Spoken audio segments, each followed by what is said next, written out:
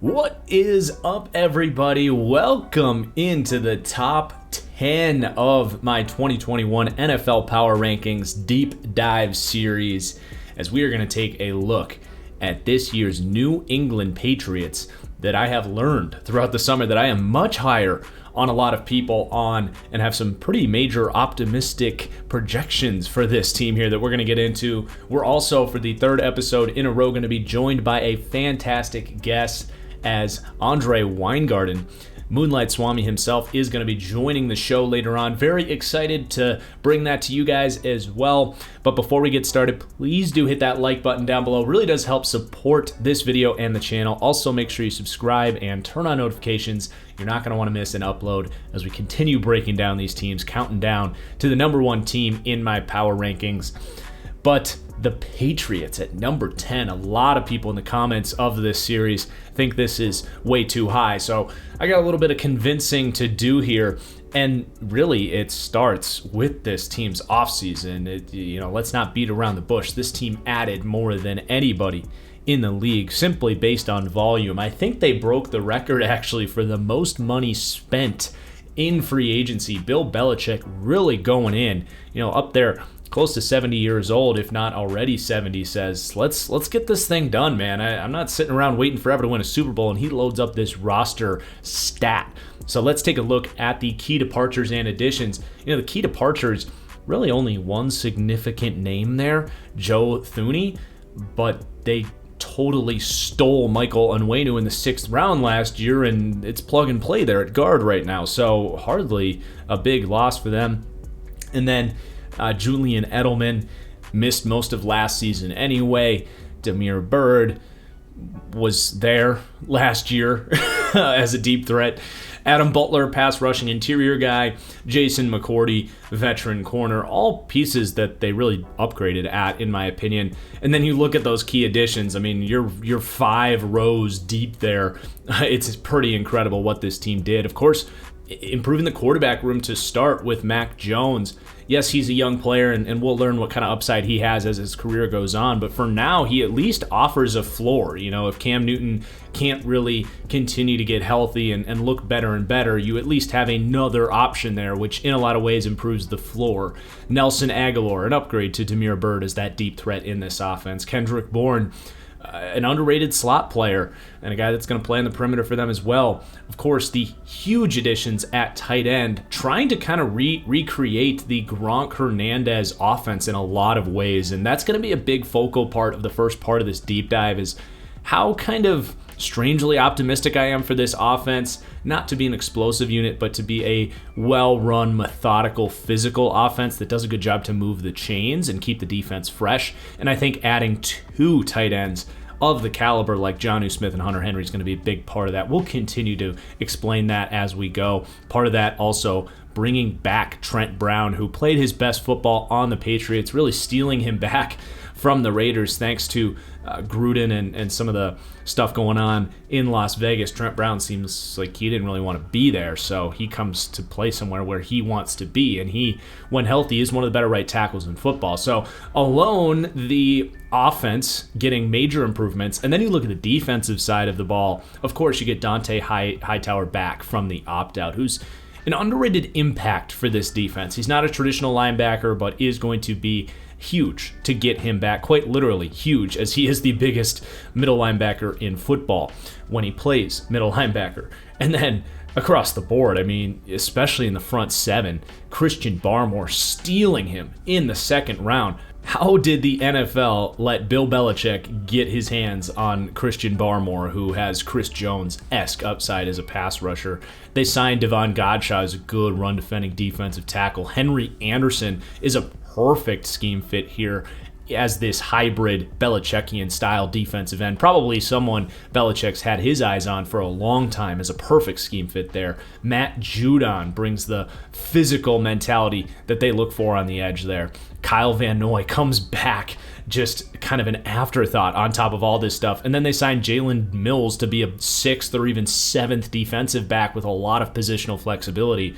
The amount of pieces being added to this Patriots team is phenomenal. And not just that, there's an identity here and a plan that really, when you talk about the Patriots over the last 20 years, of course, Tom Brady is there. But the fact that this Patriots team has always been so good under Bill Belichick and Josh McDaniels at understanding their players' skill sets and really doing the best job to scheme guys up, whether it's on offense or defense, and put them in the best places to maximize their value. These aren't really, blockbuster free agents. A lot of these are very good players.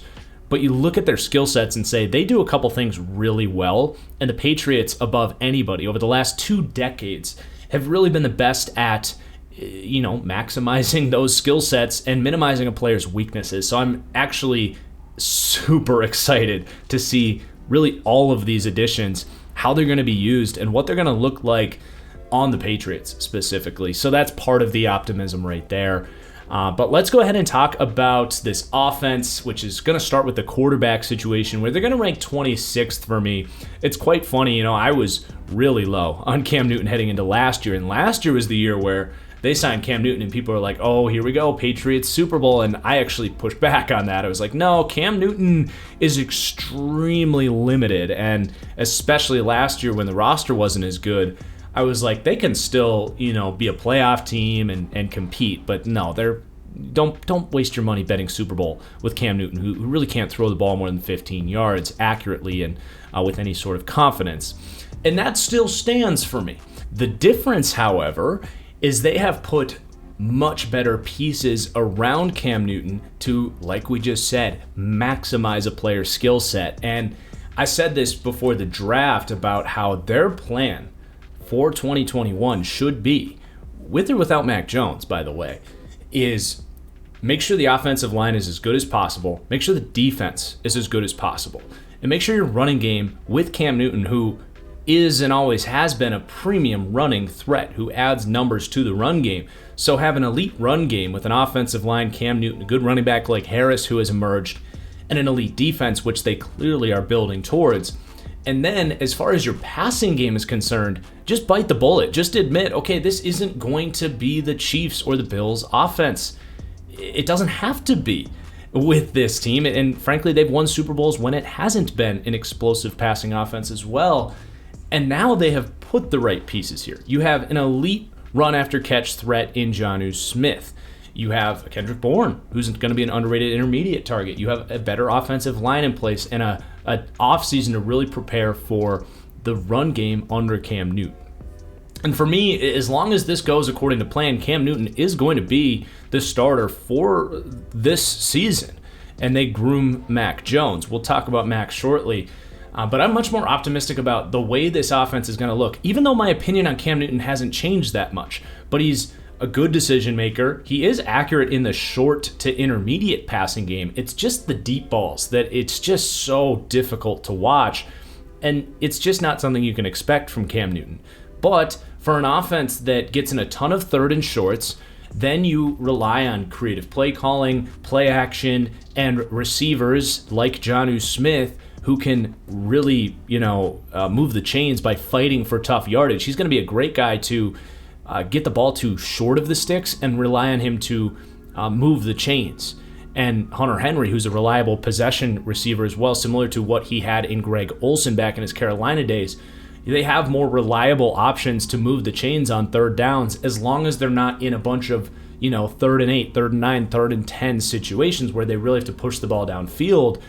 And I think that's going to be at least a reliable and consistent offense, much more so than they had last year. And that's all under Cam Newton.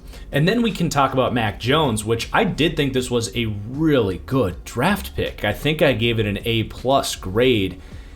And, I don't think in an ideal scenario that Mac Jones sees the field this year. I do think he provides a certain floor, whereas if plan A that I just described with Cam Newton doesn't work, they have a plan B, and they still have guys that can separate, like a Nelson Aguilar down the field. You hope some of the similar concepts in the short passing game work, and the run game can still be very good with Harris and that O-line. So you do have a plan B that I think raises the overall floor of this offense in a way that wasn't there last year, because Cam Newton is still a bit of a shaky option, to say the least. But the reason I like this pick so much is the contract. Nobody wanted to talk about the contract that you get Mac Jones on. When you draft Mac Jones, you're not saying we are hoping he turns into Patrick Mahomes like the Niners are with Trey Lance or the Bears are with Justin Fields. You're drafting a guy that you say, can he be a Kirk Cousins? Can he be a Jimmy Garoppolo, a Jared Goff? Two of those three quarterbacks have played in Super Bowls recently on rookie contracts.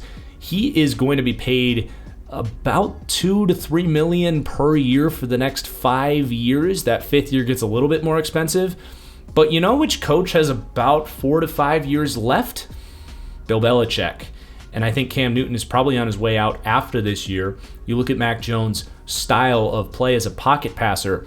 I have a theory that a lot of these pocket passers fail because they lean so much on reading defenses and having that high IQ at the position that you just can't expect from any rookie quarterback, really. So he gets a year to really get up to speed with the NFL, and I really do see him as, in a lot of ways, a developmental prospect for that reason.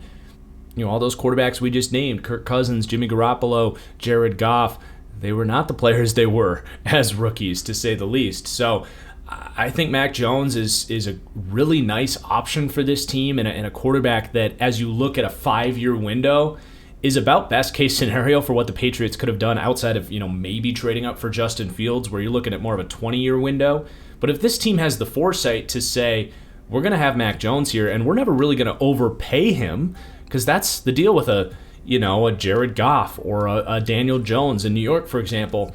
They can be fine if they turn into quality starters, a top 20 guy, so to speak. But the second you got to pay them that top dollar, that's when you run into problems. So if the Patriots can have foresight in that way, which I have some confidence that maybe they would after year 5, just say, all right, Mac, it's been a great 5 years, but Belichick's retiring. We're going to either bottom out, or they'll have put a plan in place of someone with more upside before then. That's all deep down the road, but that's kind of the vision I'm projecting for the Patriots, and it is kind of exciting because the Patriots are going to continue to have off seasons like this as long as their quarterbacks are making $2 million, which is going to be the case with Mac Jones here.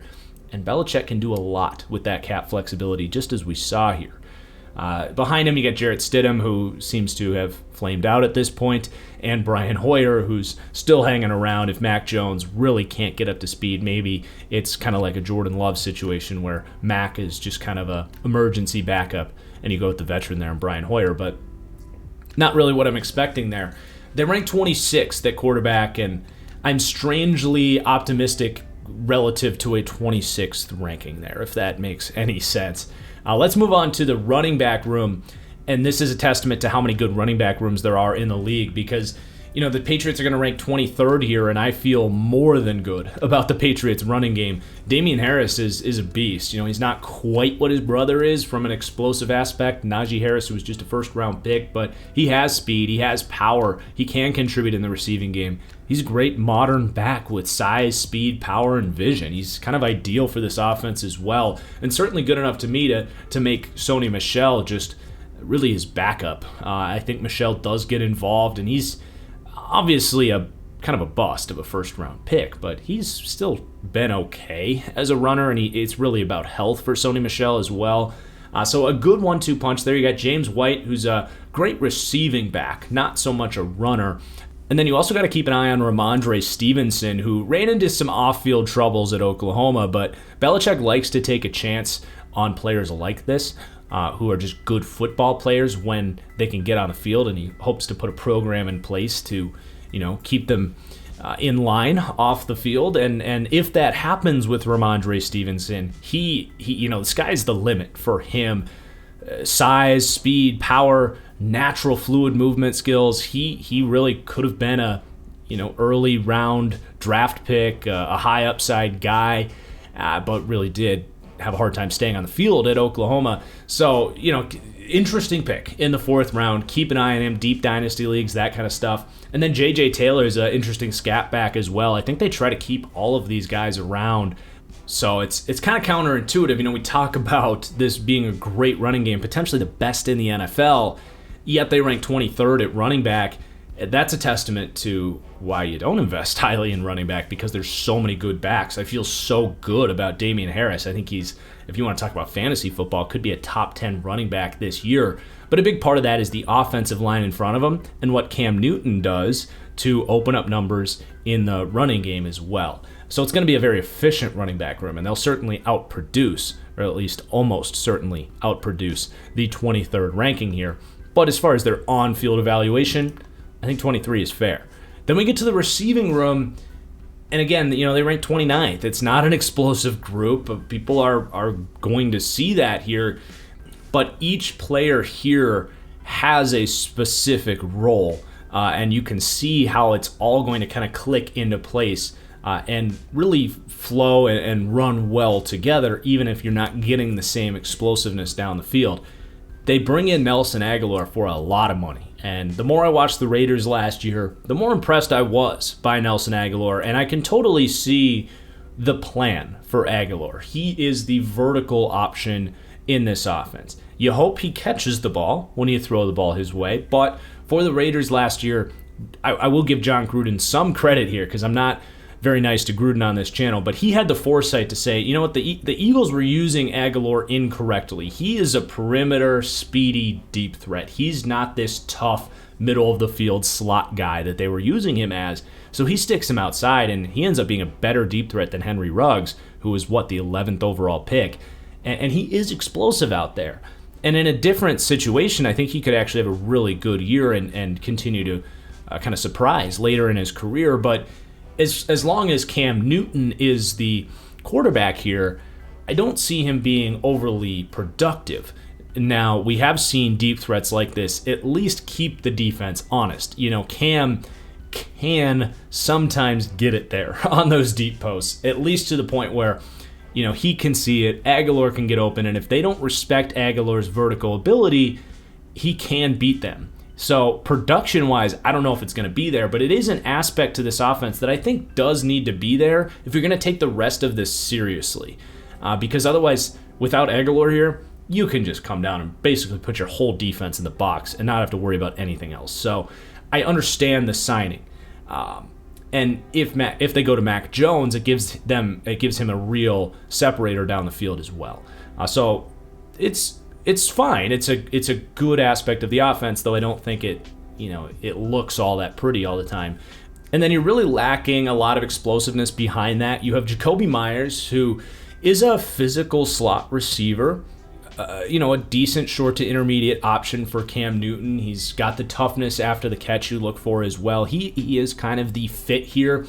I would have liked to see them maybe try to go get, say, a Jalen Darden or something like that, one of those quick, kind of elusive receiving style guys here, because I do think Myers is slightly redundant with, say, a Kendrick Bourne, who's got a similar skill set as a guy that's played his best football from the slot, but is built more like a possession receiver, more of a perimeter receiver. You've got Jonnu Smith and Hunter Henry. So it's just a note there, but Jakobi Meyers is a good, tough, kind of poor man's Tyler Boyd in a lot of ways, I would say. And then behind them, N'Keal Harry, he wants to be traded. I don't even know who the heck's going to trade for him. I'm giving up on N'Keal Harry. I just am. I had a 3rd to a 4th round grade on him. I just didn't think he was anywhere near a first-round prospect, and he hasn't played anywhere close to it. So just an overdraft here in New England. The biggest knock on Belichick is they've had a really hard time hitting on receivers in the draft. Jakobi Meyers is like the best example since, Edelman. Gunnar Olszewski's a really good return man here, but hasn't shown a ton of consistency as a receiver. But, white Patriots receiver. We've seen it before. I'm just going to float that out there. Trey Nixon, they bring in the 7th round. he's Nelson Aguilar's backup. He has some deep speed. I don't think they want to see him on the field, but maybe could play that decoy role. Or Marvin Hall, who's actually had some really explosive moments. He has a 20 yards per catch average in the NFL, which is just insane. Now, that was with Matthew Stafford, who could really make the most of that deep speed. But, those two guys kind of in that Nelson Aguilar deep threat role. And they're really not expecting a lot from the rest of these guys. So it's possibly the worst receiving core in the NFL, but it's elevated slightly by having tight ends like this.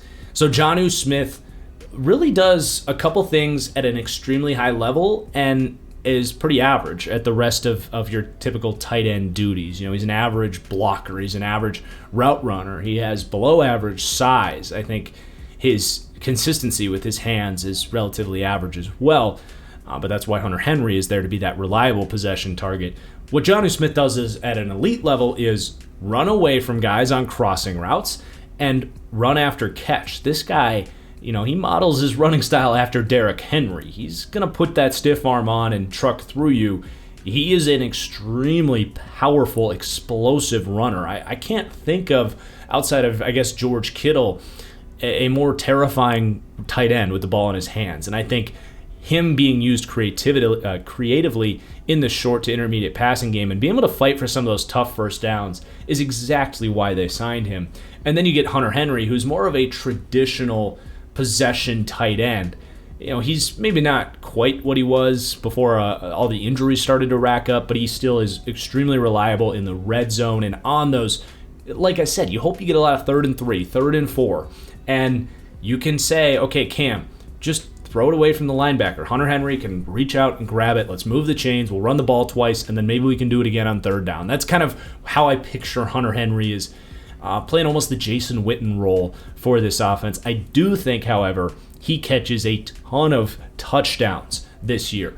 And if you want to talk about fantasy football, these two guys, I think, both have really good years. I think these are the focal points of their offense. They have a plan in place here, and especially when Cam Newton is in there, I think this is going to look really fun in a very strange way. I think Belichick is a guy that watches a lot of 1960s and even before that football.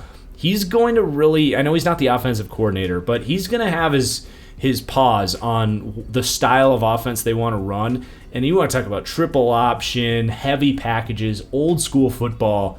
It's going to be a throwback team in a really fun way, and they have the perfect pieces in place for that.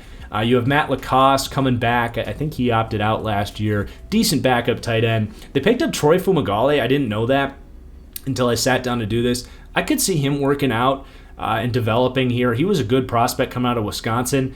Just is missing a finger. So you lose some of that. He's never really had drop issues, but I think teams around the league say, oh, he's missing a finger. That's going to hurt his hands. As far as the reliability. And then the two guys they drafted in the 3rd round last year both have certain upsides. Dalton Keene and Devin Asiasi, you could kind of both call those guys poor man's Hunter Henry and Jonnu Smith, with Asiasi being the Jonnu and Dalton Keene being the Hunter Henry. So really deep tight end group. Wouldn't be surprised to see them keep all 6 of those names we just mentioned because of the amount of heavy offense they're going to run. That's a lot of tight ends. But if they go 5 wide receivers and 5 or 6 tight ends, not going to surprise me here. The running back room very deep as well. James White is just so reliable as a receiving back. He runs good routes, but just not much after the catch from James White. That's really been the one thing that's held him back from being an Austin Eckler or, even up to the level of like a Christian McCaffrey, Alvin Kamara type. It's the run after catch stuff that he's lacking, but the reliable hands, the route running, it's all there with James White. Damian Harris is good enough. Sony Michel is actually underrated in the receiving game as well because of how much James White contributes here and how much how many injuries Sony Michel has had.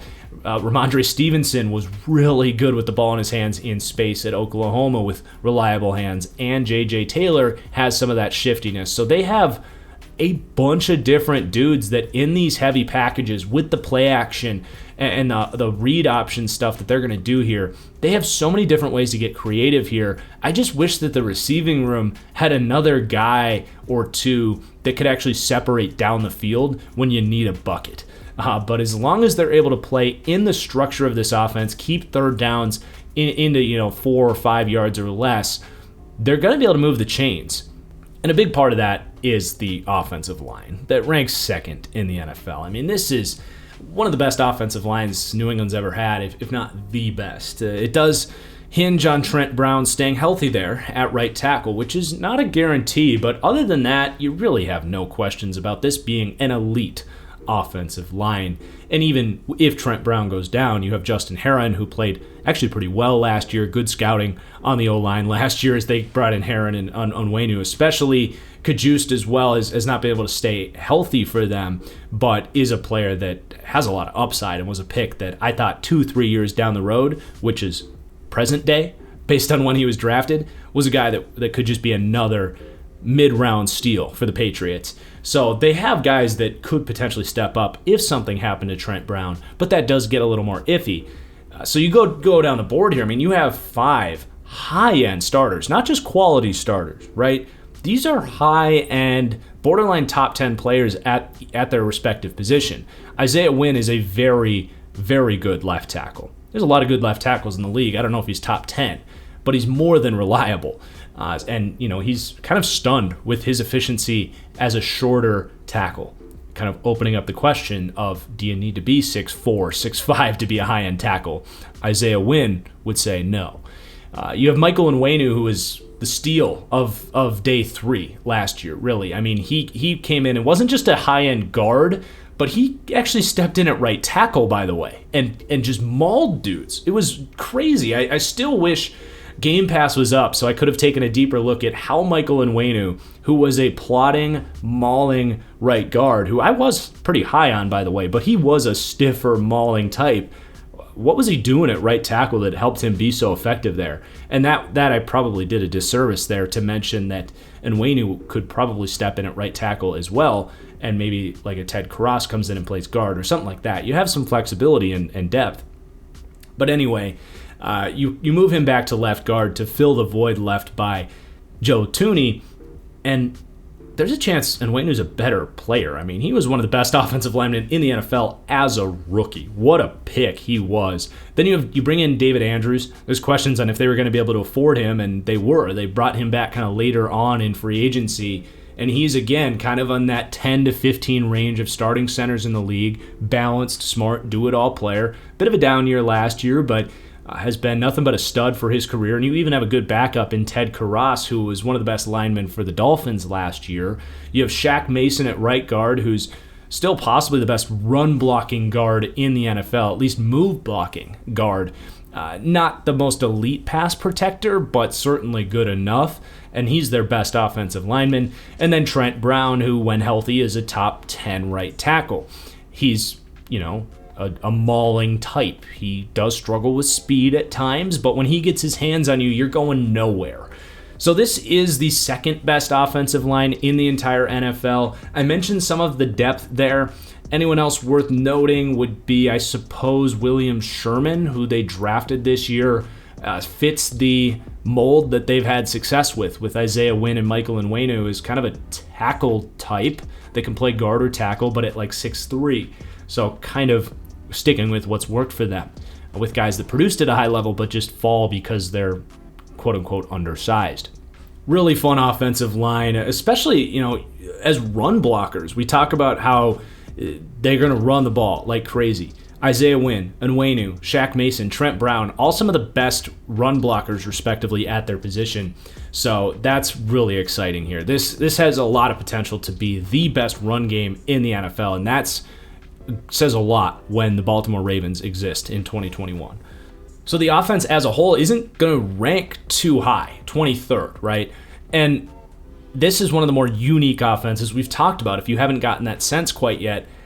But the thing is, I think they're going to really ride that line of being about the 22nd, 23rd best offense, snap to snap to snap to snap, game to game, week to week. This team has as much of an identity, and they know exactly what they want to do as anybody in the league. They also really ride down the middle for offensive coaching. I think Josh McDaniels is a very good offensive coordinator. There's just a lot of really good offensive minds in the league right now that have maybe passed him by slightly, but still not a concern. the scheme, we've kind of hinted at it. It's going to be a heavy option spread type of offense. You know, in the passing game, you're going to see a lot of those West Coast spread concepts that have worked for Cam Newton and have worked for Tom Brady going back through the last 10 years. But on early downs, I think we see 12 personnel, 13 personnel, 14 personnel, just load up the box, punch people in the face, leverage Cam Newton's ability as a runner, leverage Damian Harris's power, leverage these tight ends and what they can do as blockers and in the receiving game, and just get to work and move the sticks. Focus on each first down at a time. Do your job. Keep the defense fresh. It gets me excited in a very strange way. There's no explosiveness here, but it's going to be really fun to watch. And as we now transition to this defense, you can see why I get so excited about this style of offense, because let's just cut to the chase. This, to me, is the second best defense in the NFL and the best in the AFC. And you have the first-ranking defensive coaching staff with the mastermind that is Bill Belichick. So let's start with the run defense. It's a good run defense. You know, I think they do play a little bit undersized, but for the most part, they maintain their gaps and they just don't get gashed in the run game, even if they don't necessarily dominate your run game, if that makes sense, because they just don't really have dominant players to do that. But they rank 11th. So they signed Devon Godchaux, who's going to be kind of their nose tackle. Very good run defender, though not elite or anything. And then you have Henry Anderson, who's been an underrated run defender and finally got in a great scheme fit there in the Jets 3-4 defense last year. Plug that right back in here. He was a really nice run defender for what we talked about with the Jets. Was one of the best run defenses in the league last year. Henry Anderson was a part of that. So don't sleep on his addition up front for early down work. Lawrence Guy, always been a stud monster, just 3 technique for this team. And then the depth there, they have a very deep group of interior defensive linemen. You get Dietrich Wise, who's more of a pass rushing specialist. We will certainly talk about him as a pass rusher. Barmore, who really struggled against the run, but I would not be surprised to see him shatter that 65th ranking and buy into the physical mentality of the Patriots here. Cowart, who's been developing there. Montravius Adams, who's kind of the Packers version of Brian Cowart, is a freak athlete. Who they hoped to develop but never did there. Akeem Spence has played a lot of football in this league. And then Carl Davis, maybe the sleeper run defender in that group, because the rest of those guys are smaller, pass-rushing, first-minded guys.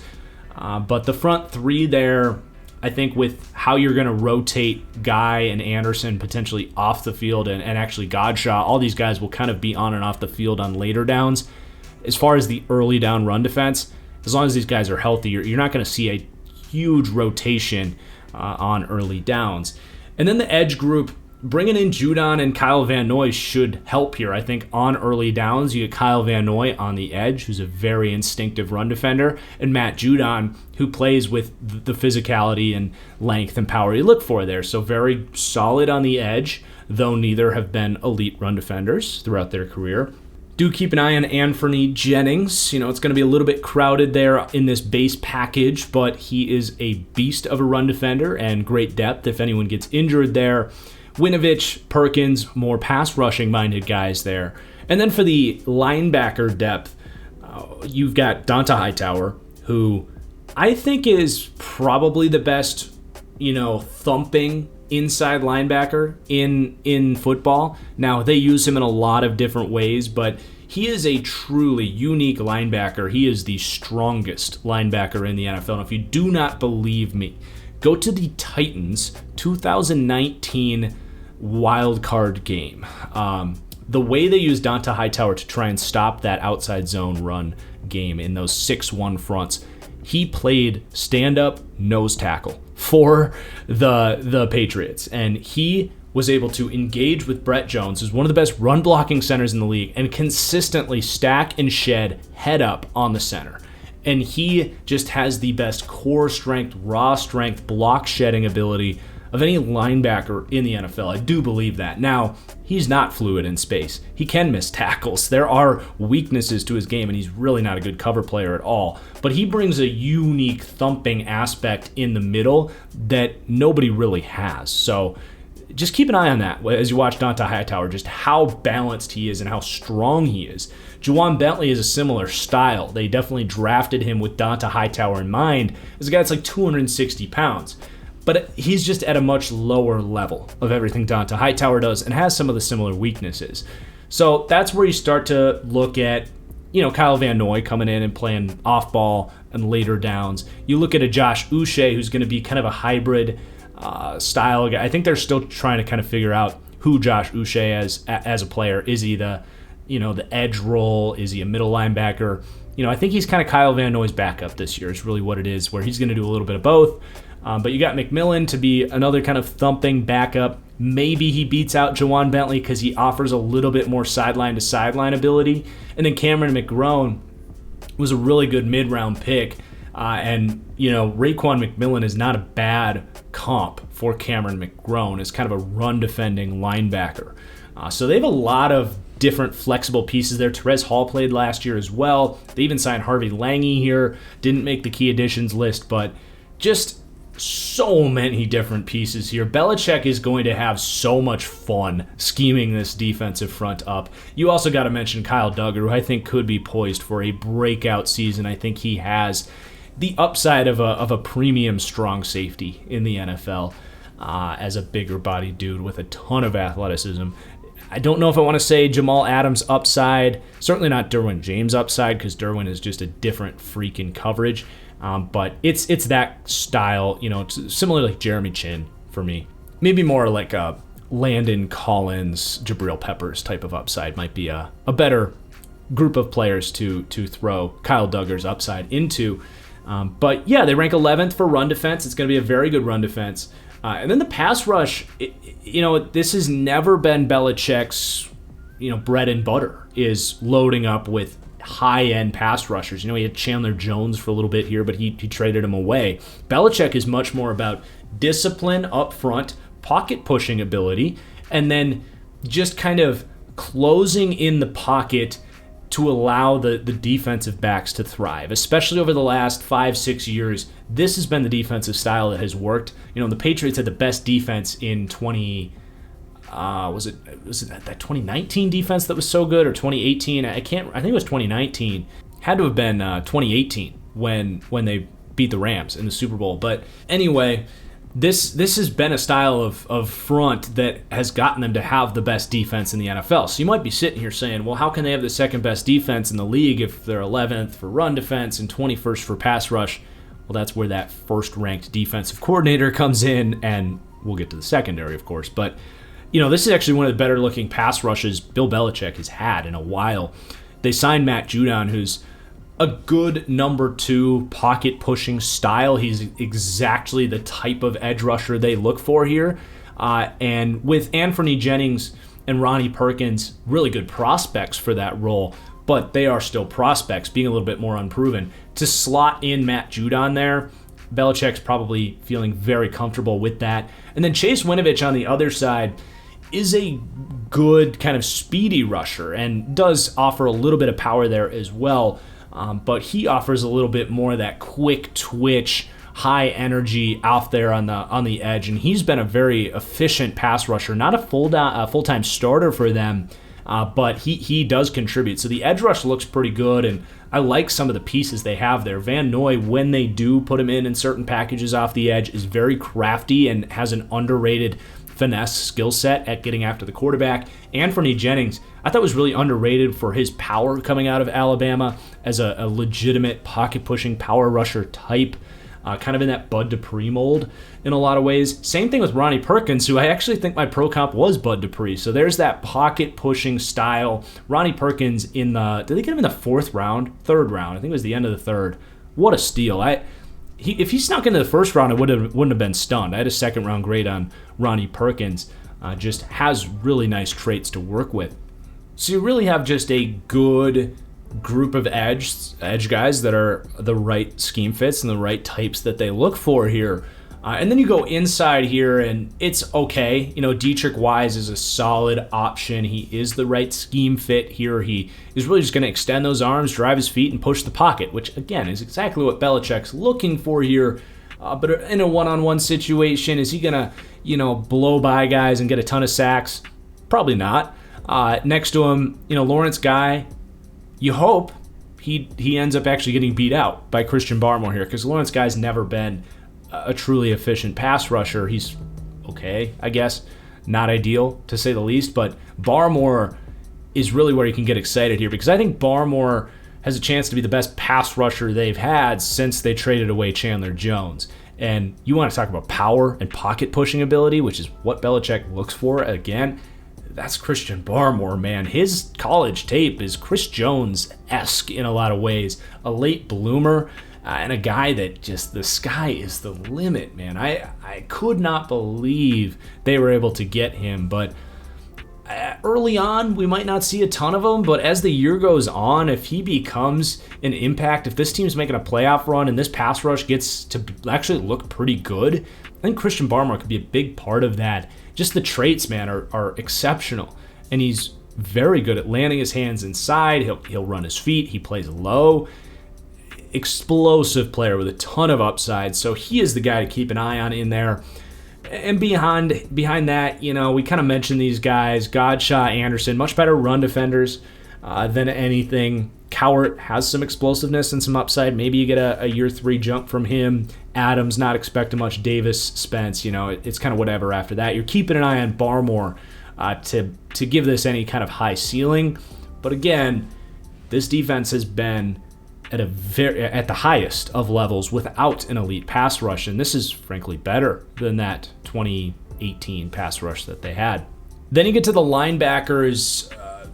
I feel like there's not much left to add here. We talked about what Hightower does as a run defender, but it's almost not even worth talking about him in coverage because of how he's used. He'll even come up and help in the pass rush, by the way, sometimes and line up on the edge. But he is an exclusive box linebacker because they go so many different dime packages that a lot of times it's the safeties that are playing that middle of the field zone coverage. Now, Kyle Van Noy, he can be a factor in more of those hook zones and stuff, and he is a good addition to provide some more experience and fluidity in space that you're just not getting with either Hightower or Bentley. And then, behind him, McMillan and McGrone are kind of that same style, in my opinion, of run defending, better going forward than going backwards types of linebackers. Josh Uche would be kind of the, wild card here as a backup to Kyle Van Noy, a guy that can line up on the edge, play some of that hybrid outside backer role, but almost in a lot of similarities to Jamie Collins as well. A guy that moves much better in space, and if the game starts to click for him and if they put him in that role, maybe has some more coverage upside. And then that's really all that's worth talking about. So they kind of rank smack dab in the middle, 16th, because I think Hightower is underrated in a lot of ways. They do a good job of not letting these guys get exposed in coverage, and I think Kyle Van Noy is a nice addition to this group. So it's just a very average, good group of linebackers, though you're not getting a lot of coverage impact from these guys. But the secondary, it's the best in the NFL, and I might get some pushback on this because there's a lot of younger secondaries that people are really excited about. But you got to keep in mind, we say nickel is the new base, and that's true. But that means that dime is the new nickel, which means you've got 6 guys on the field. And how many times have you heard me say on this channel, it's not just about having 5 starters. You got to have 6 or 7 defensive backs if you want to be the best secondary in the NFL. That's the case with the Patriots. They have 7 guys, if not 8, that are going to make a legitimate, consistent impact in coverage. And they're all relatively proven outside of maybe Kyle Duggar. So you have Stephon Gilmore, who, yes, didn't have the same metrics that he had last year as the year before, but I don't think we can say with a ton of confidence that he's slowing down. He's 30 years old, so it's possible, but I still think Stephon Gilmore is one of the 5 best cornerbacks in the NFL, and frankly, I'd be stunned if he doesn't grade out better next year than he did last year. So I still feel very good about Gilmore as your number 1. J.C. Jackson as a number 2 is a borderline cheat code. He'd be the best corner for about half of the teams in the NFL. This guy has that quick twitch athleticism. He has speed. He has the ball skills of a Xavier Howard. And he has some coverage gaffes up there. He's not the most high IQ player, but he's still younger and he's still growing. So the fact that nobody offered a first-round tenor just to run up the price on J.C. Jackson was really surprising to me, and maybe I'm missing something on him. But to me, he'd be a quality number one for a lot of teams, and he's their second guy. And you have Jonathan Jones. People get super excited about L'Jarius Sneed in Kansas City, right? Well, he's by far their best corner, and Jonathan Jones is a more proven version of L'Jarius Sneed as a guy that just basically is a matchup corner. He can play in the slot with high physicality, but in those dime looks, they're going to put Jonathan Jones on, a lot of times, on the fastest receiver and just say, follow him. And it doesn't really matter. He has enough technique in man coverage. He can stick with anybody in man coverage in the NFL. He's a high-end cornerback 3. He is a slot guy, but he does a little bit of everything.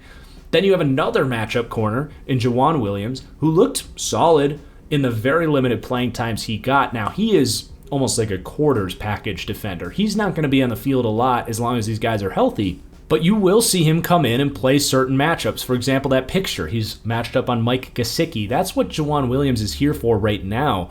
He's got kind of that lengthy, traditional press corner mold, but he is quick at his size, and with the right coaching here, which he's obviously gotten in year 3, he's just a nice little special secret weapon to bring off the bench as a matchup on tight ends or bigger receivers. So behind those 4, it's not much. Bethel's a veteran. You got Michael Jackson, who actually played okay in limited reps last year. Interesting prospect coming out of Nebraska with some size. You got Miles Bryant, who's kind of a hybrid safety slot corner type, who I do expect to make this team.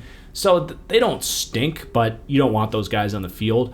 And then the safeties, it's an underrated safety group. Devin McCourty can absolutely still play. I do think it's fair to say that he is slowing down, and maybe that speed isn't quite there, but he's probably the smartest safety in the NFL. Him and Jason are just elite level IQ defensive backs, and I would not be the least bit surprised to see, especially Jason in Miami under Brian Flores, but Devin McCourty as well, both those guys becoming position coaches and coordinators and maybe even head coaches, just as we saw with like Mike Vrabel coming up through the Belichick tree.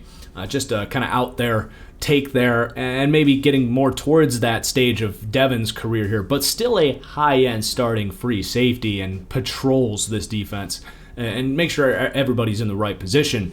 And then you go to Kyle Duggar, who I've kind of hinted at being a breakout player this year. He's like Patrick Chung on steroids, and he is the exact reason you're not quite as worried about Donta Hightower's inability in coverage, because Duggar's going to play that kind of bandit linebacker coverage role. He's going to play those hook zones. He's going to see tight ends. He's not going to play a deep zone a lot of the times.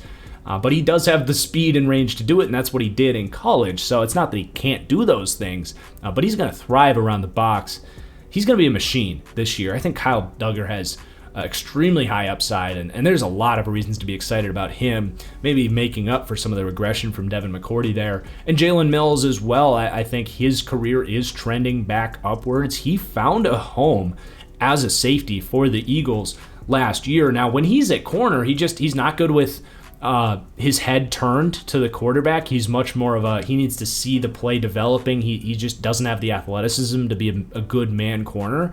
So he's the butt of a lot of jokes because he was not a great player for the Eagles. But in that final year as a safety, there's a reason Bill Belichick paid him a ton of money to come in here and play that role. He could be a long-term replacement for Devin McCourty, who's on a contract year as a free safety here. I still think his career is trending upwards. If nothing else, he's a matchup slot safety who can play a high cover 2 shell as well.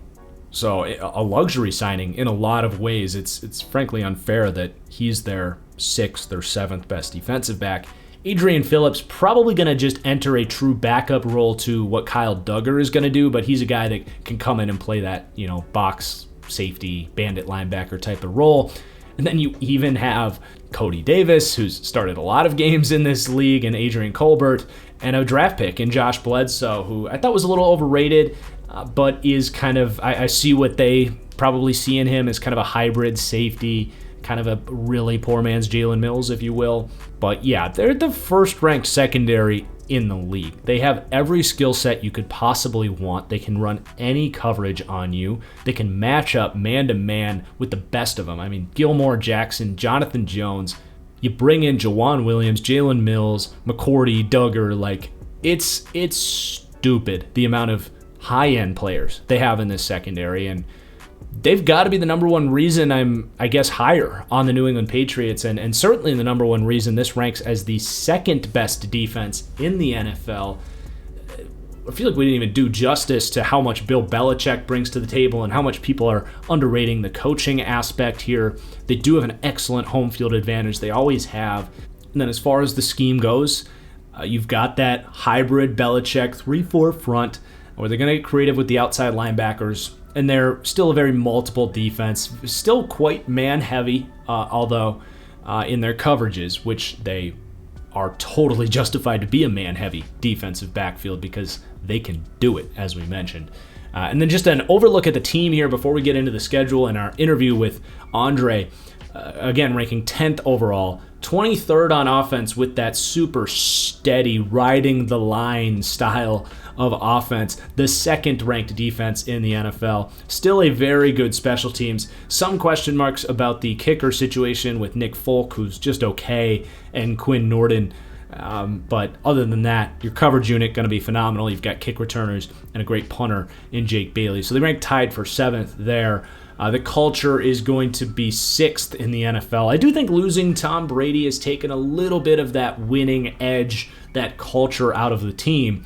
But you still can't take Bill Belichick and the way that they do things and the amount of success that this team has had. I still think it is an elite culture that, yes, had a rough year, kind of got hit by COVID more than anybody as far as the opt-outs go. Their quarterback situation was much more in flux last year. So, yes, it was a down year last year.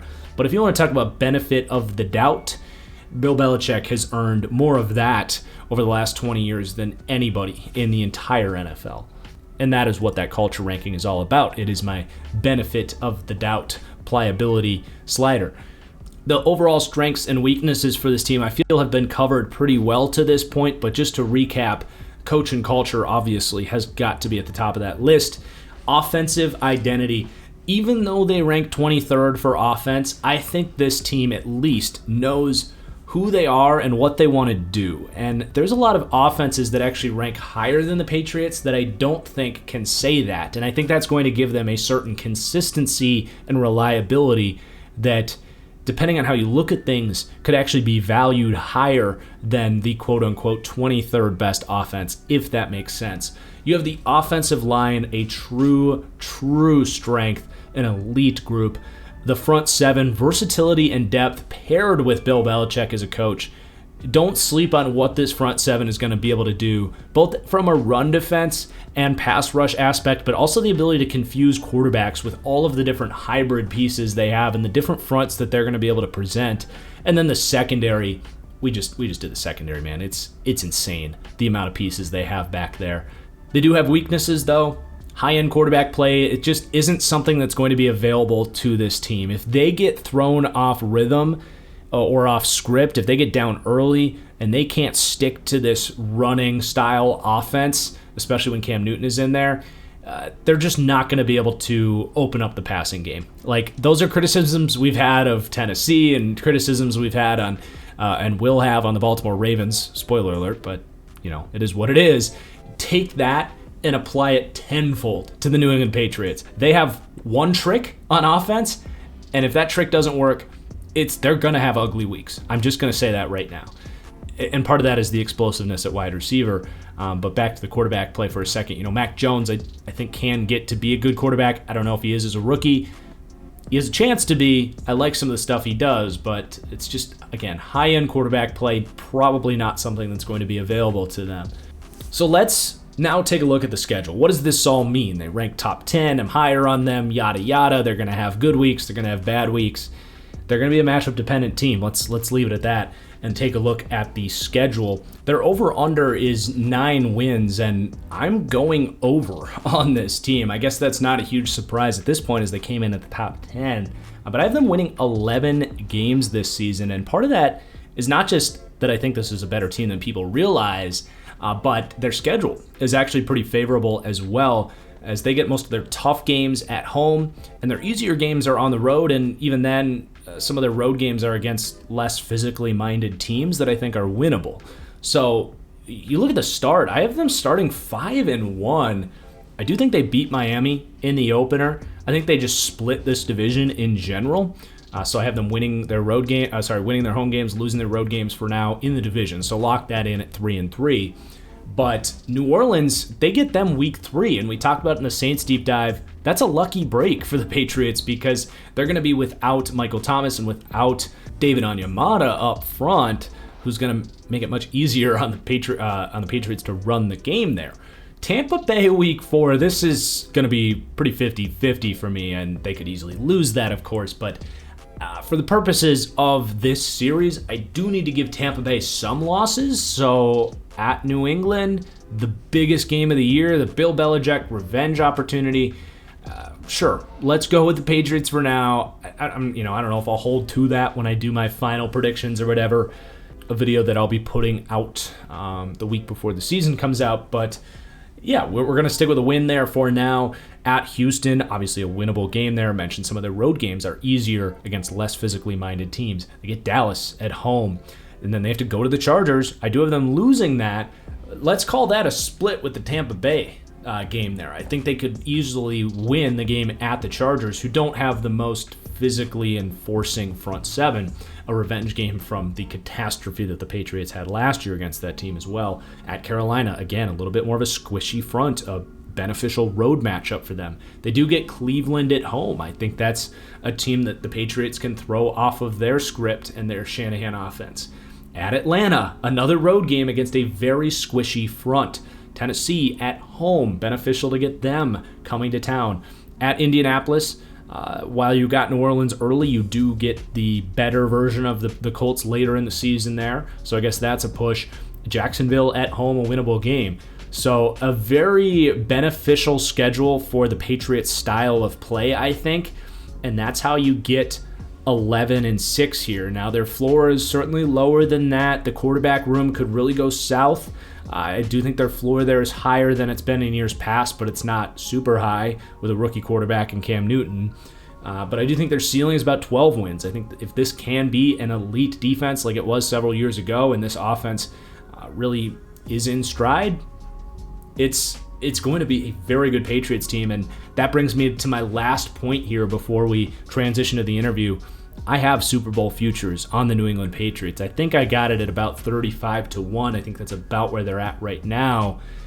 This team has loaded up, and for all you want to talk about, Tom Brady and the rings and how much he brought to the Patriots, that's all good and true, but I also do believe a huge aspect of that was the defenses that Belichick's been able to put together, and a lot of creativity on offense and being able to do enough on offense, even though some of those Patriots teams, yes, they had Tom Brady, but they also didn't have insane explosive playmakers, and they still found ways to get it done and win Super Bowls despite only scoring 13 points or whatever against like the Rams or the Giants where they scored like 16. Like, there is something to be said about Bill Belichick's value here, and I do believe in that to show through this year. And I think last year was like a worst case scenario and a total transition year for the Patriots. So I don't know if I've sold you on the Patriots as a top 10 team. Maybe I have. Maybe you still think I'm crazy. Regardless, it's going to be one of the more fun teams to watch this year, one of the more unique teams in the league. I hope you enjoyed me painting that picture for you guys, whether you agree with the outlook for the team or not. I do feel very confident in the style of football that this team is going to aim for this year, and I'm excited to see if it comes through. Please do hit that like button. Before we get out of here and move on to the interview, do stick around for this interview as well. You're not going to want to miss what Andre has to say. It's going to be a great conversation. And until the next deep dive, thank you for watching, and we'll see you then.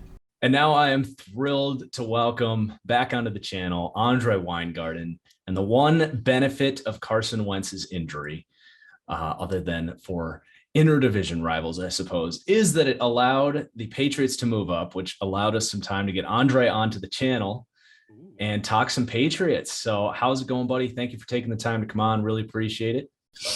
I am doing great. Thank you so much for having me. I always love to talk some football, and as you know, I'm always willing to talk some Patriots. So Let's do it. He's got the Malcolm Mitchell Super Bowl jersey on.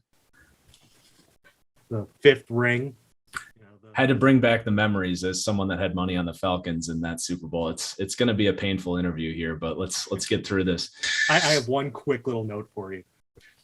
So when they showed the packages, like when they show the highlights of that game, we had a lot of people who went to the game at EA and that are Falcons fans. And one of them, after the Deion Jones forced fumble, you see him with his face painted partially and he's celebrating, and they show him in the video package right before the collapse. So one of the people at the company, we can always point to and say, hey, wait a minute, that's you celebrating before everything went to hell as a Falcons fan. And yeah, so man, you guys got to find a way to integrate him into the custom fans now that you guys have that in the game. Oh, God. Just make him a focal point of that feature. That'd be hilarious.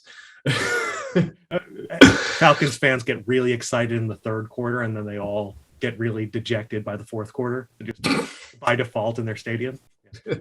That's their new home field advantage. Better in the first half. Yeah. All right, let's talk some Patriots. So I'm actually a lot higher in the Patriots than most people out there, and a big part of that is going to be the way I view the secondary. And I know you're about as high in the secondary as anyone I've ever talked to about this group. So I wanted to get just kind of your player to player breakdown of like what each piece from each starter kind of offers, because I feel like they all bring a little bit of a different aspect to the table. So I'm curious kind of your breakdown of the different players there. Sure. So I guess we'll start with the starters, right? Just kind of going from top down. So Stephon Gilmore, even though he was injured last year, he was still in that top 10, top 5 corner discussion. He had some incredible games against high-level competition. Obviously, DK Metcalf gave everybody fits except for Jalen Ramsey, but that's the lone exception. That was mainly contested catches anyway, which you're going to lose contested catches against big guys. It's just going to happen, right? Like that's just a given of the sport when they're that athletic. But I mean, he shut down Keenan Allen. I mean, as technician as you could be in that game, man coverage, shadowing him. So he still has the chops for that. Obviously, he's 30. So, if he stays healthy and he hasn't lost a step, which I don't think he has, but you never know, you still have a guy who's a legitimate lockdown elite cornerback or in that very high caliber. On the other side, you have your gambler, J.C. Jackson, who is not an elite cover man at all. He's someone who's good versus number twos, adequate versus number ones. Or I'll say great versus number twos, adequate versus number ones. He has excellent ball skills, though. He has very good field vision. He knows what to do. He has all the athleticism you need at the position. He's listed 6'1". He's actually 5'10", because the Patriots like to lie on that. I don't know why. He actually came in at 5'9" and 7/8 at his measurement at his pro day. So, he's not a big guy, but he is very aware of what he's doing. So if you can put him in off man, you can kind of you can really move him around in a lot of different ways. But this is a team that's going to obviously thrive in man coverage, but they all have really good zone eyes. They're incredibly disciplined. So they have the flexibility to do a lot of different things depending on what the surrounding cast is capable of. Jonathan Jones is one of the fastest DBs in the league, period. He's susceptible to getting beat a little bit because he does kick it into high gear a little bit too early at times, but he is one of your premier nickel corners, man-to-man guy. If you need him on the outside, you could probably put him on the outside. I'm not necessarily going to recommend it, but he is really good. Do you agree with this comp to L'Jarius Sneed? Sneed's longer. I think that's really the big difference. I think athletically, you see a lot of similarity, but I think he's better at sinking his hips than Sneed. What do you think about just a usage comp? I could see that. I think Sneed's better on the outside than he is in the nickel. Okay. Because he's so fast and he's long and his change of direction isn't his strong suit, right? Like he played a little bit of nickel in college. He was a safety. He did all those sorts of things. But when he played on the outside, he was a legitimately really good player for the Chiefs last year, and then they had the guys come back from injury and they kicked him inside, and he was good, but he wasn't as good. Sure. So it feels like a weird mesh where like Bashaud Breeland was better in the nickel than he was outside, and Snead was better outside than the nickel, but they were playing the wrong spot. Mm-hmm. So, but I can see the similarities, right? Just because of the athletic profile and what, they're both really good in man coverage. Yep. And then once you get past those starters, that's when you start getting into kind of the questionable group. They had Jason McCourty there last year, and I think that was a big help because J-Mac, even though he isn't the same player that he once was still such a high processing player, right? Like he knew what to do. He was a really good matchup type player. And I think they're going to try to get that out of Jalen Mills this year. I'm not going to put any faith into Joejuan Williams until we see what happens. I think he's going to probably resort to being your matchup piece. Jalen Mills probably will be too, the same way that Miami uses Eric Rowe. But I think Mills has more versatility because he still is a better athlete. You don't want him necessarily one-on-one in space on, top tier guys. But if you have a guy that you're specifically looking to lock in on, I think he can do that. And I think any of these guys could, depending on how they do it, right? New England loves to double cover with the number 2 on an island and number 1 with help. Or, sorry, number 2 with help, number 1 on an island on the wide receiver. So I think you could see that sort of thing in the cases of Jalen Mills and have the other guys one-on-one if you need it. So there's a lot of flexibility there. And then you have a bunch of special teamers, right? Like Miles Bryant is going to continue competing for reps. Michael Jackson's a special teamer. Justin Bethel, obviously. Cody Davis, obviously. So onto the safeties. Devin McCourty, he doesn't really bust coverages. He's always in the right spot, right? He has maybe 2 to 3 busted coverages a season. You're in zone coverage, you're never going to see miscues in that department. It's when they're in kind of like man free, where you might get over his toes a little bit. He might crash down. He doesn't have the athleticism anymore to overcorrect. There was a rep against the Denver Broncos last year where it was man free and he kind of crashed down and Jerry Jeudy hit him with a double move, but Locke never saw it because he was under pressure, right? You have that kind of luxury where when you're playing man free and you're blitzing that you have a little bit more leeway on a double. Mm-hmm. But Locke just chucked it up into triple coverage and it was picked. That was fourth quarter. So it was a big moment for them late in the fourth quarter. Jeez.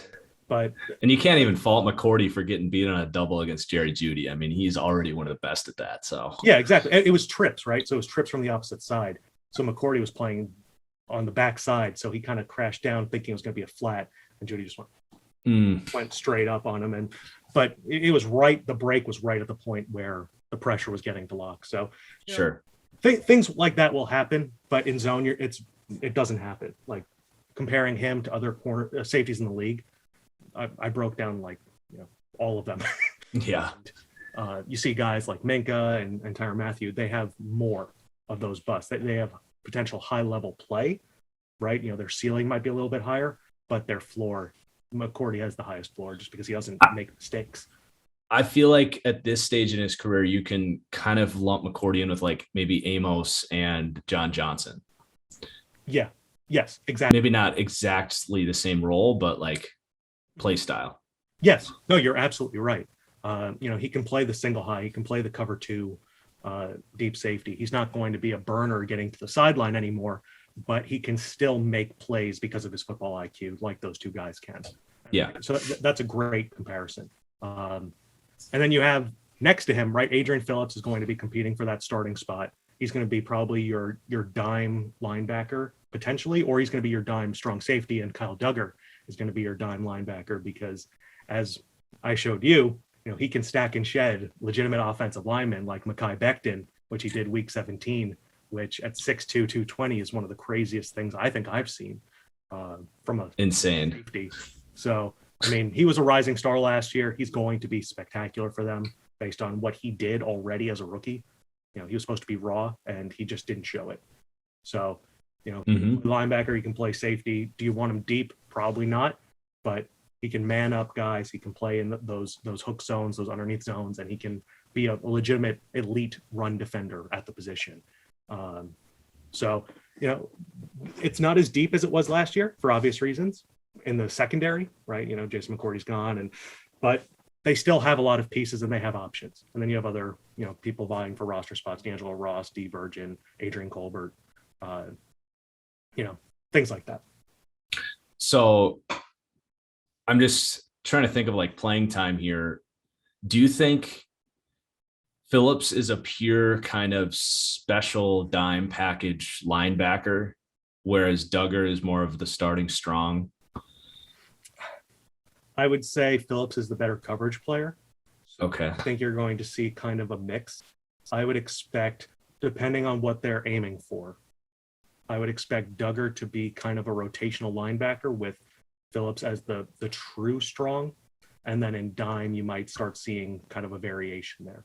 So if I had to guess, I'd expect Phillips, barring, injury for either of them, I'd expect both Phillips and Duggar to probably play over 600, 700 snaps.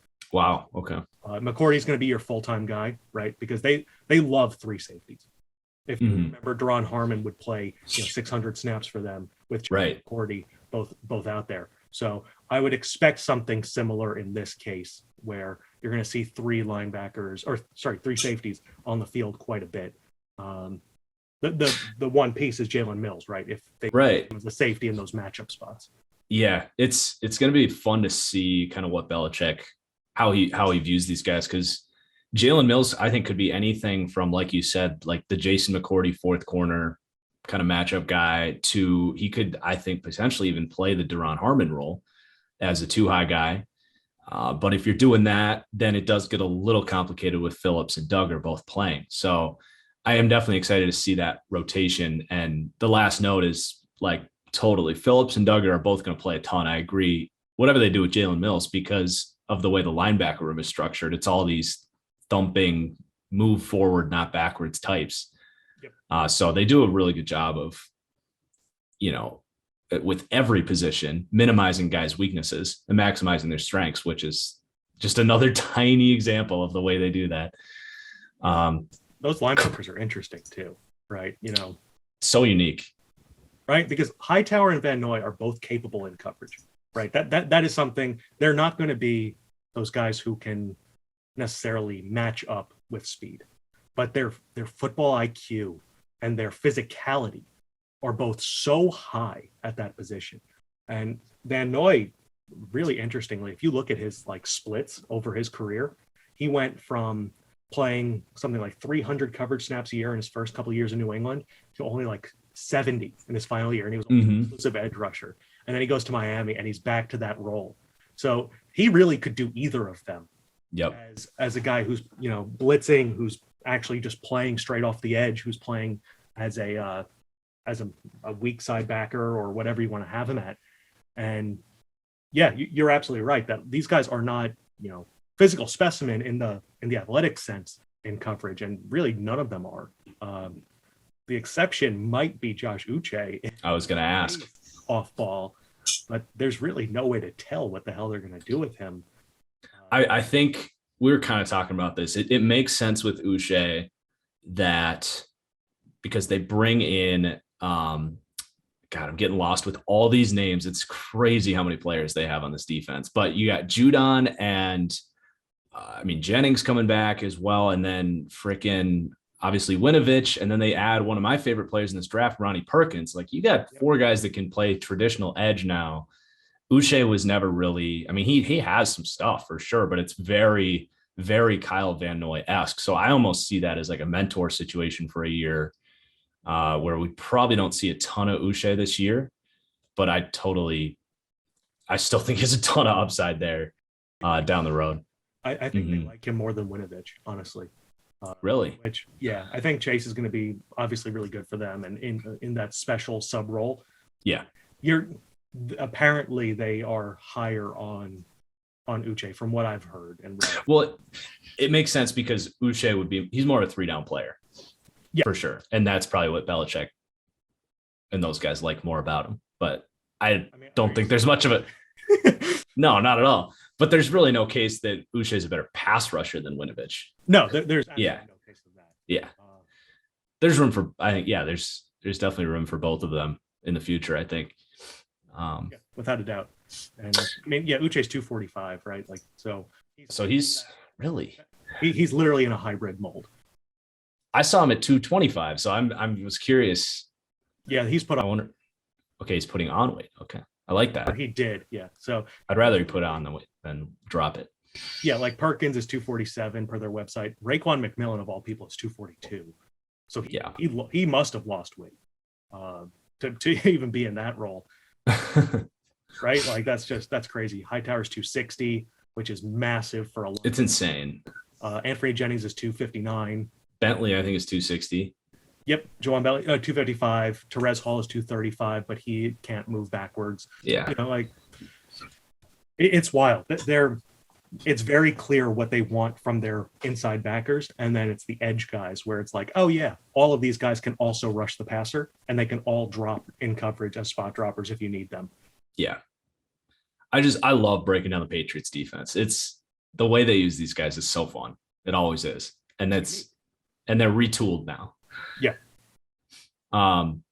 So let's talk a little bit about the offense. What are your Mac Jones thoughts at this time? Is Cam Newton the starter all year? Was it a good, bad pick? Just how are you feeling right now? It will pain me to no end that they didn't move up for Justin Fields. I mean, there's a reason Chicago took him at 14. Yeah. Or whatever it was, they traded up for him because New England was right there. New Orleans was lurking. Mm-hmm. He would have been the perfect player to Cam's successor. I actually talked about that earlier in the deep dive too. Yeah. Look, Mac's fine. I think he has a capped ceiling. I don't think he has the arm to be an elite quarterback. I think even, it's better than what end of career Breeze was, but it's not better than what prime Breeze was. Okay. So it's middle of the pack for all quarterbacks in the league. It's probably low end on the starter poll, which that's okay. It's acceptable. It'll take some adjusting. He's not that experienced. Apparently, he's a smart kid. They like him. So I was not a fan of the pick. I understand that he was around a first round talent for considering the position. I understand that he was the best of a situation where all the other quarterbacks were gone. I can accept that he was taken as the fifth quarterback. If he was taken before that, I would have a serious issue. Mm-hmm. But my biggest arguments in favor of it, number one, is the cap space that's going to open up for it. If the idea is give him a year to develop behind Cam, which I think we probably both agree is what they hope happens. Yeah. Give him a year to develop, which I think you can make a strong argument that the reason some of these pocket passers have failed is they haven't had a real opportunity to develop. We talk all the time about these uber athletes, the Josh Allens and Lances and Fields, how they need to sit and develop. It's like, well, actually the pocket passers might need even more time because they need to be so good with the processing side. They might actually need even more time to develop, even if they are pro ready. So it is an interesting balance. Yep. Yeah, because it's like those athletic guys, they can mitigate the struggle. Exactly. They can do things outside of structure, but those pocket guys, that their only tool is their intelligence, and they need the game to slow down first. Mm-hmm. It's a great point. And that the other thing working in favor of Mac to not be the next Rosen or the next Haskins is the O-line here couldn't be any more opposite of what those guys had as young players. So he'll have time to read defenses, and hopefully we'll have time off the field as well to develop. So I think he's in a position to come in next year at like a Kirk Cousins level, which if you get Kirk Cousins for $2 million a year for 4 years with Bill Belichick coaching the defense, it's not a bad formula. It really is not. Yeah. So that's kind of my argument for Mac Jones. You can certainly all day say, yeah, Fields would have been better. And I agree. But I'm pretty optimistic about this thing. For a 5-year window with Belichick at 70 years old, I think it makes a ton of sense.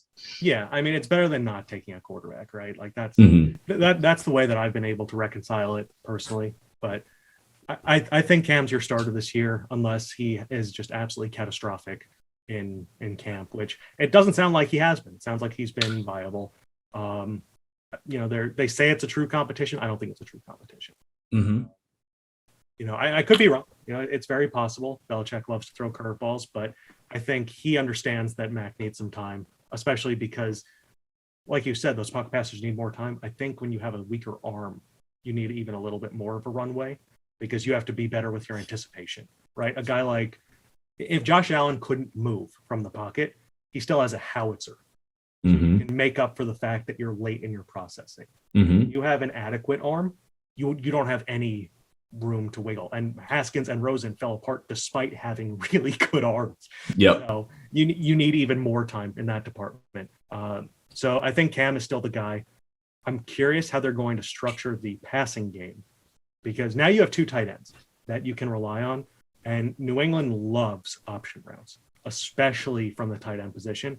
And you're asking basically Hunter Henry, one of the best option route runners in the league, to now play in that system. I think it's going to be really good. And, another year with Jacoby Myers is going to help Cam because he's really the only guy who's returning from last year. I have concerns about the continuity of the rest of the group, especially because the Shanahan offense, the Tennessee offense, the Raiders offense, they don't use a ton of those types of option routes. They all come from the same stylistic boot system. So I think you're going to see a little bit of struggle at different points in terms of communication, but I'd expect Cam to be more comfortable at anticipating what is going to happen, which, that's part of the puzzle. And as you said, the offensive line, it's even better. Mm-hmm. I'm strangely optimistic for the consistency of the offense because I do think the defense gets back to that elite level, which just takes so much pressure off of the offense. So I think you now have your running backs more established with Harris. You have the offensive line even better. And also they're great pass protectors as well, but it's a very run block dominant group. So I'm picturing the goal here is make it 3rd and manageable, 3rd and 4, 3rd and 3. And then you have literally like whatever it takes to move the chains is like the goal here, whether it's getting creative with Jonnu and his run after catch ability, which is a huge addition. Hunter Henry being kind of the Jason Witten here, the chain mover. He doesn't need to get 15, 20 yards down the field. Just find those tight windows that Cam's actually really good at hitting. We were debating his arm strength last year. Still got it in the short game. Absolutely. Yes. He can throw missiles. He was accurate deep. It just wasn't on his 9 attempts. Yes. Same thing with Daniel Jones, right? The best deep ball thrower in the league last year. On his 38 attempts. Dude, give me Daniel Jones deep over Cam Newton every day of the week in 2021. I'm not going to argue with that. I'm just saying. Sample size still can translate. Yes. So this is what I said earlier in the deep dive. You bring in Aguilar, who's essentially a decoy deep threat, in my opinion. And who can also be a deep threat? Well, he is a deep threat if you had a quarterback that could utilize him, just like Derek Carr, not a prime example, but was much, he's good at it last year. So you have to at least respect it. Like there is a chance that Cam can hit Aguilar deep. So you can't just put your entire defense in the box.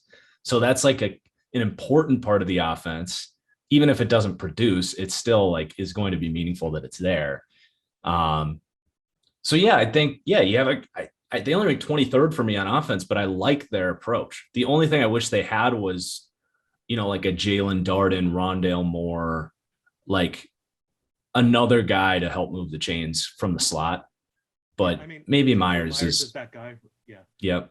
Former quarterback. I think he's one of the smarter guys in that role because he knows where to find space. It's like Travis Kelce, right? He always talks about being a guy who played quarterback. You know where to look, where to find spots. And Jacoby Myers is the same way. Don't sleep on Kendrick Bourne. He's a very physical player. I'm not going to say that he's, great. And truth be told, they don't have a number 1 wide receiver. They have a bunch of number 2.5s, it seems like. But they have a number 1 tight end. They might have 2 number 1 tight ends. So, it's a very inside-out approach, which has really served them forever.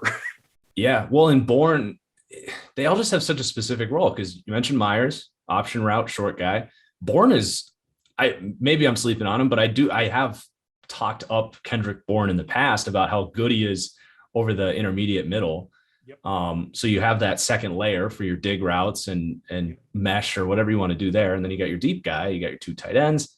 It's a well-structured offense. And I'm just, this Patriots team is for X's and O's guys. It's going to be so fun to just see what they do on both sides of the ball this year. Yeah. I mean, if you remember last year, their game against Kansas City, that was one of the most dominant defensive performances from any team, period. Mm-hmm. And they had Brian Hoyer and Jared Stidham at quarterback, so they couldn't capitalize. Mahomes was seeing ghosts. It was perfect. It was literally a flawless game plan against Mahomes. Mm-hmm. I think they held them to 9 points in the first 3 quarters, and they couldn't move the ball on offense on their own. So it was always short field, and it didn't matter. It was unbelievable. And I think they're going to be better on defense this year for the reason that we stated before. Here's an interesting note on their offensive line and the way that they structured their offense last year. Damian Harris faced the worst blocking mismatch numbers in the NFL last year. So amount of blockers in the formation versus defenders in the box. And he averaged 5 yards per carry. It's crazy. So that speaks to 1, Harris. It speaks to 2, the threat of Cam Newton. It speaks to 3, the offensive line. Mm-hmm. Even if they were obvious that they're going to run, they were all still very effective. And I know you're a big fan of Michael Onwenu. Yeah. The interesting thing is that now he gets to move into guard. And while Tooney was excellent, the right tackle spot, Onwenu was he was a quality right tackle, but he wasn't a good right tackle. He was a 5th round, 6'3" rookie in a COVID season playing right tackle. Yes, who does not have good foot quickness and takes false steps. Mm-hmm. They kind of had to protect him in pass pro. He could kill people in run blocking. He's right. He is a guard. Absolutely. Trent Brown back to play right tackle. And you could say that the weakest link is Isaiah Wynn, and he is still a top 15 left tackle. Right. Yeah. I love this O-line. I ranked him second. Crazy. Yeah. Behind who? Can you have I revealed it yet? I think I'll have to pull it up. Are we getting some breaking news right now? No, I think I did them already. I think it was either the Saints. Who else in the top 10 would be Cleveland? Oh, yep. Imagine that you have them. Yep. That's not going to be it is Cleveland. Okay. Slightly. 88 for New England, 89 for Cleveland. Yeah. Yeah. I get it. But that's, like that's the special nature of that offensive line. Like it has depth too. Mm-hmm. It's crazy. Heron played okay. Yep. And Teddy Karras, who was the best, maybe the best lineman for the Dolphins last year. I don't want to talk about that line. that just made poor Tua, dude. You want to talk about a special Ryan Fitzpatrick is. Watch him play behind that offensive line and make it seem like their line wasn't the worst thing on God's green earth. Mm-hmm. Crazy. I could gush about Fitzpatrick all day. So. I know you're super high on him. It's an interesting team. I actually made a bet with Dustin about. Dude, what a that was a great transition to our next topic. But continue. Oh, is it? Yep. So you made a bet with Dustin. Yep. So the bet with Dustin is that the Patriots are going to win at least 9 games if Cam doesn't miss 3. Okay. If from injury, if he gets benched, that's a different story. But if Cam is healthy, I think they win at least 9 games. I'd say 9 or 10 would be my guess. So Dustin, just for those who don't know, is he's been doing the ratings for Madden for what, 20 years? No. 10 years? 5? Oh, yeah. He makes it seem like he's been doing it for 2016. It was okay. Before that. That's right. Donnie is back, and he is part of the team as well now. That's cool. Yeah, I kind of moved to the supervisor spot. Mm-hmm. So I oversee it, and I chime in, and I yell at them. And,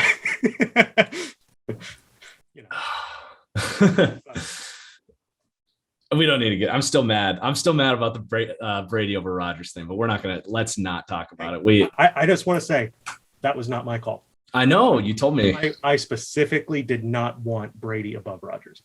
I just want to put it out. I'm proud of you. I'm proud of you. But yeah, the reason that was a good transition was the Patriots are currently 20-1 to win the Super Bowl. Ooh. And my question is, if they play the season 20 times, how many times do they win the Super Bowl? Ooh. Okay. Okay. I would go 3 times. Oh my gosh. You're actually higher on this team than I am then. I thought the range would be about 0 to 2 on that answer. I say 3 only because if you watch the way that they were last year and how dysfunctional they were a few plays away from winning like 10, 11 games. For sure. And wow, like fluky things, right? On top of the fact that Cam got COVID, on top of the fact that they, had all the injuries, had all the opt-outs, missing their leader. They didn't have a linebacking core. Yeah. They didn't have wide receivers. Edelman was out. Like they literally were they were falling apart at the seams. I think when you see the way that they can game plan, I think you can see them compete with anybody. And when you have opportunities like that and you just keep re-rolling the dice, I think you have a few chances. So the last thing is the mini game I've been doing with everybody that's been coming on. So I'm going to throw a player's name at you, and I just want you to say the first 3 traits that come to your mind when I tell you this player's name. Okay. Cam Newton. Physical, leader, swagger. Shaq Mason. Athletic, run blocking, constant. Like constant. Jonnu Smith. Jonnu Smith. Fast, faster, and raw. Damian Harris. Bruiser, versatile, bell cow.